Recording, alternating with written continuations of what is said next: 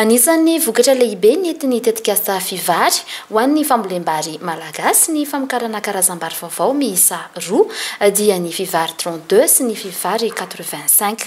Fiara-miasa ny expert malagasy sy ny teknisiana japonais. Ambony kokoa mihoatra ny karazam-bary izay hita fa nahazo vokatra tsara ny fampiasana ireto karazam-bary vaovao nentin'ny tetikasa fivary ireto satria manodidina ny 12 isanjato hatramin'ny 20 isanjato amboniny. Hoezahantsika ny fanapariahana an'ity vokam-pikarohana ity izay efa natao moa tao amin'ny faritra ny asan'ny tetikasa amin'ny faritra voatany fa hotohizantsika ihany koa ny fanapariahana azy amin'ny alalan'ireo tetikasa izay iarahantsika miasa na amin'ny fanohanan'ny fanjakana japonais amin'ny alalan'ny tetikasa papria eo ihany koa araka ny nambaran'Andriamatoa Minisitra tamin'ny fanokafana teo any amin'ny reny ataontsika hoe pôle ngezabe toy ny PC23 sy ny tetikasa hafa ny ministera ihany koa izay hoezahana zany hanapariahana an'izao vokam-pikarohana izay ataontsika hoe mety amin'ny nofotany malagasy afaka miatrika an'ireny toerana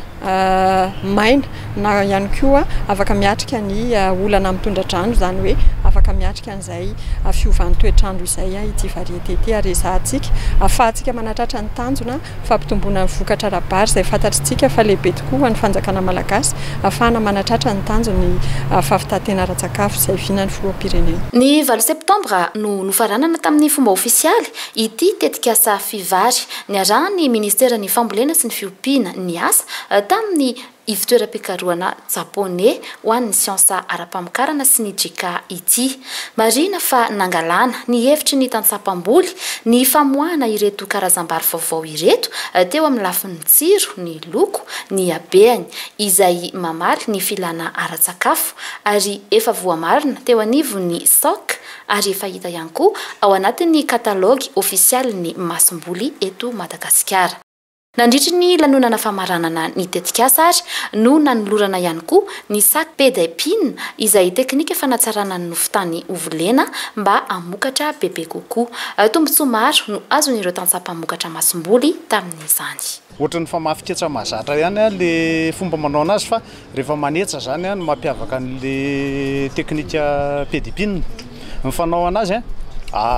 ray andro mialoha ohatra raha pitso manetsa dia androany zany dia alona ao anaty rano aloha le izy ho levona fa le zesika mafy be dia tsy levona dia alona ao anaty rano dia rehefa levona tsara le izy dia raha pitso maraina alohan'ny anetsa dia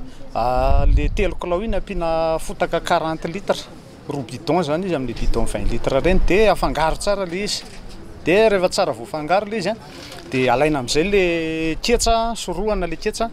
dia somary atao anaty rano kely ala zany le fotaka miaraka amin'le sorohana iny dia atombona ao anatin'le fotaka mifangaro zesika, fotajesika zany dia alaina amin'izay le izy dia aketsa amin'izay vao manao repicage zany.